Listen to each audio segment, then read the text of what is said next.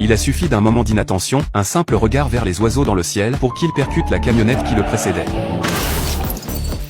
Le chacal descend immédiatement pour s'excuser, mais le routier l'agresse violemment et l'insulte copieusement. À l'origine, le chacal n'avait aucune intention de tuer aujourd'hui, mais ce chauffeur semblait chercher les ennuis à tout prix. L'arrivée d'une patrouille de police change la donne. Le chacal ne songe qu'à payer les dégâts et déguerpir au plus vite. Et pour cause, 2 jours plus tôt, il a assassiné le président en Allemagne et toutes les polices d'Europe sont désormais à ses trousses. Il veut à tout prix éviter d'attirer l'attention. Malheureusement, le routier s'obstine et refuse de coopérer.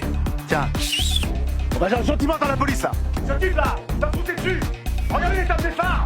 L'un des policiers décide alors d'inspecter le véhicule du chacal. En ouvrant le coffre, il tombe nez à nez avec une arme de poing et des liasses de billets. Dès que le policier relève la tête, le chacal les liquide, lui et le routier, en moins de 5 secondes.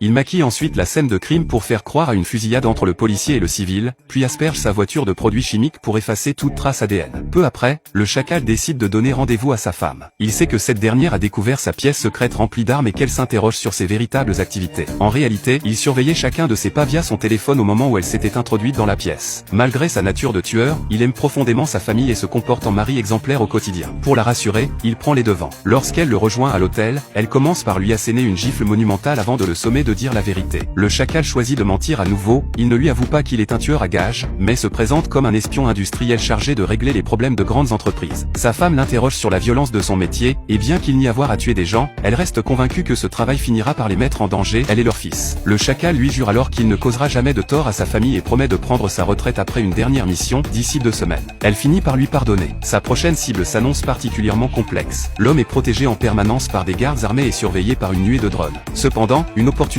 se présente, la cible doit donner une conférence de presse dans un grand auditorium. Le chacal s'y rend pour faire un repérage et identifier un poste de tir idéal juste au-dessus de la scène. Le plus dur reste de réussir à introduire une arme dans l'enceinte malgré la sécurité draconienne. C'est en observant une femme portant une botte de marche orthopédique qu'il a une illumination, camoufler son fusil à l'intérieur d'une botte similaire. Il contacte alors Norman, l'ingénieur qui avait déjà conçu son fusil de précision dissimulé dans une mallette pour l'attentat contre le président. Très prudent, le chacal remarque immédiatement que Norman est blessé à la main.